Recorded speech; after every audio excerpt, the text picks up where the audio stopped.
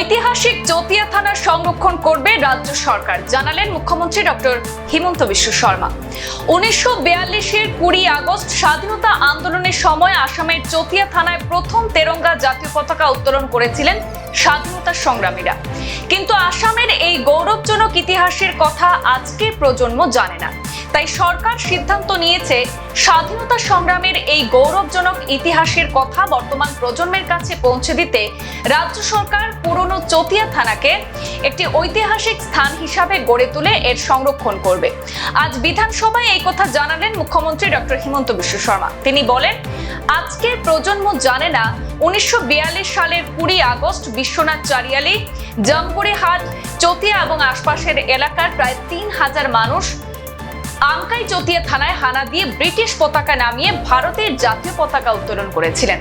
আসামের মধ্যে চতিয়া থানাতেই প্রথম জাতীয় পতাকা উত্তোলন হয়েছিল। তৎকালীন ইংরেজ সরকার ও প্রশাসন বুঝতেই পারেনি 20 আগস্ট চতিয়া থানার দখল নেবেন স্বাধীনতা সংগ্রামীরা। অত্যন্ত গোপনীয়তার সঙ্গে সেই পরিকল্পনা করেছিলেন স্বাধীনতা সংগ্রামীরা। কথা ছিল 20 সেপ্টেম্বর এই অভিযান চালানো হবে, সেই অনুযায়ী প্রস্তুতিও চলছিল। কিন্তু স্বাধীনতা আন্দোলনকারীরা ইংরেজ শাসকদের চমকে দিতে কর্মসূচিটিকে 20 আগস্ট এগিয়ে এনে অত্যন্ত গোপনে 3000 লোক জমায়েত করে চতিয়া থানা ঘেরাও করে ভেতরে ঢুকে জাতীয় পতাকা উত্তোলন করেন। মুখ্যমন্ত্রী বলেন, কিছুদিন পূর্বে দিল্লিতে একটি অনুষ্ঠানে এই ইতিহাসটি শোনাতে গিয়ে তিনি আক্রমণের মুখে পড়েন। তিনি নাকি ভুল তথ্য প্রচার করছেন। এই ঘটনা নাকি 20 সেপ্টেম্বর ঘটেছিল, তবে তিনি ওই দিনের ঘটনার সময় যারা উপস্থিত ছিলেন চতিয়া থানায় তাদের মধ্যে জীবিত স্বাধীনতা সংগ্রামীদের খুঁজে বের করে তাদের বিবৃতি দিয়ে প্রমাণ করতে হয় যে সঠিক তথ্যই তিনি তুলে ধরেছিলেন।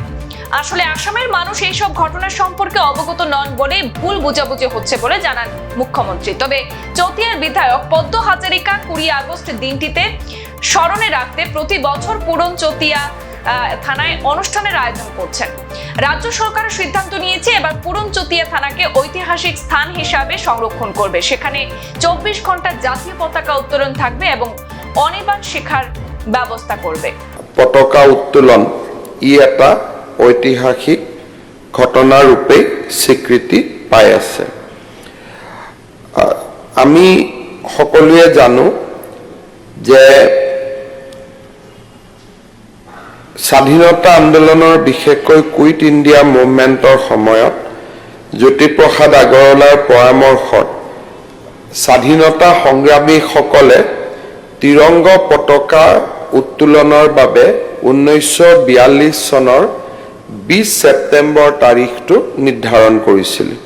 কিন্তু আন্দোলনটোৰ তীব্ৰতা আৰু উৎসাহ উদ্দীপনাৰ প্ৰতি লক্ষ্য ৰাখি চতিয়া অঞ্চলৰ ৰাইজে সিদ্ধান্ত গ্ৰহণ কৰে যে আমি 20 ছেপ্টেম্বৰৰ পৰিৱৰ্তে এমাহ আগতেই চতিয়া থানাত আমি তিৰংগ পতাকা উত্তোলন কৰিম।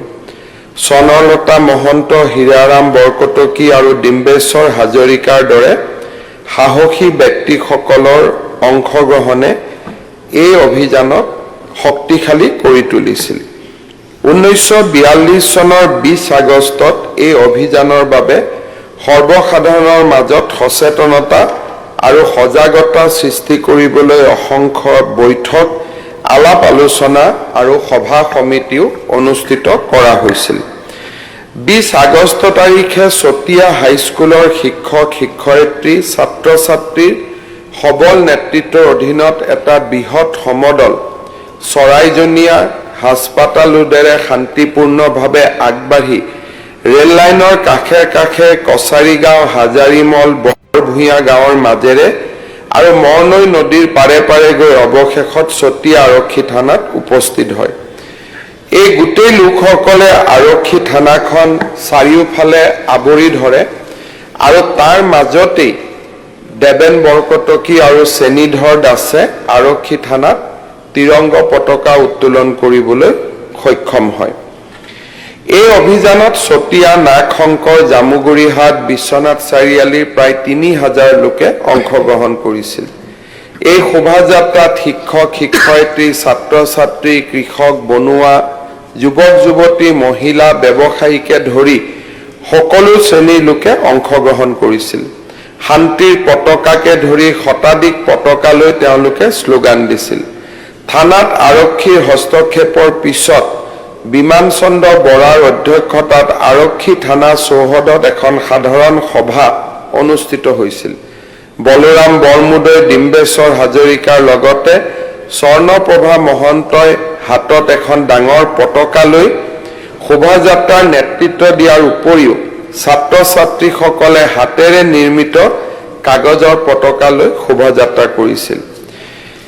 সেইদিনা নিশা থানা চৌহদত তিৰংগা উত্তোলন কৰা সম্বন্ধীয় অভিযোগত ব্ৰিটিছ প্ৰশাসনে বিমান চন্দ্ৰ বৰা, ডিম্বেশ্বৰ হাজৰিকা, মহেন্দ্ৰ বৰকাকতি, বীৰেন বৰকাকতি, বেণুধৰ হাজৰিকা, চন্দ্ৰনাথ বৰা, চেনিধৰ দাস, বলোৰাম বৰমুদৈ, দেৱেন্দ্ৰনাথ শৰ্মা, পোৱাল বৰুৱা আৰু অন্যান্যসকলক গ্ৰেপ্তাৰ কৰিছিল।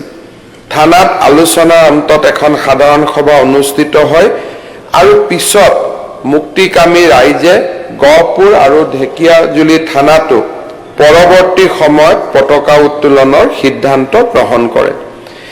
এই ঐতিহাসিক ঘটনাৰ স্বীকৃতি স্বৰূপে চতিয়া সমষ্টিৰ বিধায়ক পদ্ম হাজৰিকা ডাঙৰীয়াৰ আহ্বানত 20 আগষ্টৰ দিনটো চতিয়াৰ সাধাৰণ জনতাই চতিয়া দিৱস হিচাপে পালন কৰি আহিছে।